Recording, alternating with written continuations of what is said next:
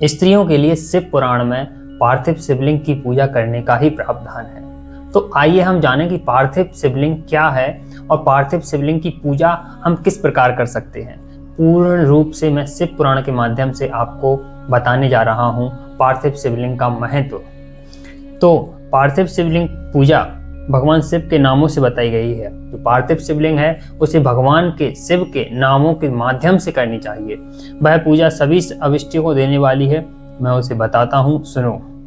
भगवान शिव के 8 नाम हैं: हर, महेश्वर, शंभु, शूलपाणी, पिनाकधरक, शिव, पशुपति और महादेव। इन 8 नामों के शुरुआत में ओम लगाएं और उसके अंत में उसकी चतुर्थी विभक्ति को लगाकर नमः लगाएं। इस प्रकार से आपको 8 मंत्र मिलेंगे और जो मंत्रों को किस समय कौन सा मंत्र बोलना है यह मैं आपको बताने वाला हूं। जो सर्वप्रथम है ओम हराय नमः। इसका उच्चारण करते हुए आप पार्थिव शिवलिंग बनाने के लिए मिट्टी लेकर आएं। उसके बाद द्वितीय मंत्र है ओम महेश्वराय नमः। इसका उच्चारण करते हुए लिंग का निर्माण करें। उसके बाद है ओम शंभवे नमः। इसको बोलते हुए पार्थिव शिवलिंग की प्रतिष्ठा करें। तत्पश्चात ओम शूलपणाय नमः यह कहकर पार्थिव लिंग में भगवान शिव का आवाहन करें। ओम पिनाकधृसे नमः इसे कहकर उस शिवलिंग को नहलाएं। ओम शिवाय नमः बोलकर उसकी पूजा करें। ओम पशुपते नमः कहकर क्षमा प्रार्थना करें और अंत में ओम महादेवाय नमः आराध्य देव का विसर्जन करें। यह 8 मंत्रों को आपको ध्यान रखना है जो कि महादेव के नाम के ऊपर हैं। एक बार मैं पुनः बता देता हूँ। उनके जो नाम हैं वह हैं हर, महेश्वर, शंभु, शूलपाणी, पिनाकधरक, शिव, पशुपति और महादेव। कृपया आप इसको ध्यान रखिए। तो इस प्रकार से मैंने आपको बताया कि किन 8 मंत्रों के माध्यम से आपको पार्थिव शिवलिंग की स्थापना करनी है और उसको किस प्रकार से अंत में ओम महादेवाय नमः बोलकर उसको विसर्जित करना है। अक्षर मंत्र से अंगन्यास और करन्यास की विधि भली भांति संपन्न करके फिर नीचे लिखे अनुसार ध्यान करें, जो कि कैलाश पर्वत पर एक सुंदर सिंहासन के मध्य भाग में विराजमान है, जिनके वाम भाग में भगवती उमा उनसे सटकर बैठी हुई हैं।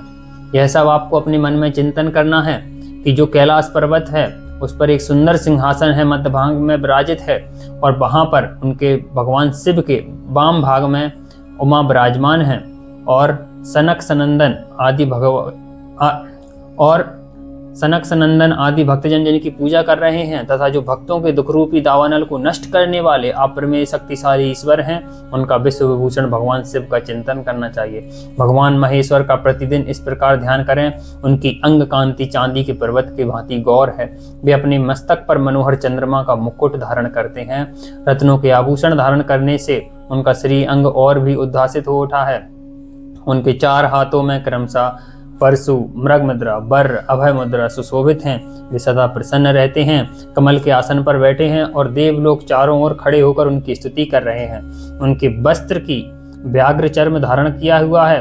वे इस विश्व के आदि हैं तथा सब समस्त भय लेने वाले हैं। उनके 5 मुख हैं और प्रत्येक मुखमंडल में 3-3 नेत्र हैं। आपको यह अपने मन में चिंतन करना है जब आप पार्थिव शिवलिंग का प्रतिष्ठा कर रहे हैं। इस प्रकार ध्यान तथा उत्तम पार्थिव शिवलिंग का पूजन करके गुरु के लिए दिए जाने पंचाक्षर मंत्र का विधि पूर्वक जप करें। पंचाक्षर मंत्र है वह नमः शिवाय। इसको आपको जप करना है और तत्पश्चात अंजलि में अक्षत और फूल लेकर उत्तम भक्तिभाव से मंत्रों को पढ़ते हुए भगवान शिव से प्रार्थना करना है। को सुख देने वाले कृपा निधान भूतनाथ शिव, मैं आपका हूँ। आपके गुणों में ही मेरे प्राण बसते हैं अथवा आपके गुण ही मेरे प्राण हैं। मेरे जीवन सर्वस्व हैं। मेरा चित्त सदा आपके ही चिंतन में लगा हुआ है। यह जानकर मुझ पर प्रसन्न होइए। कृपा कीजिए शंकर, मैंने अनजान में अथवा जानबूझकर यदि कभी आपका जप यदि पूजन आदि किया हो तो आपकी कृपा से वह सफल हो जाए। गौरीनाथ, मैं आपके आधुनिक युग का पापी हूँ।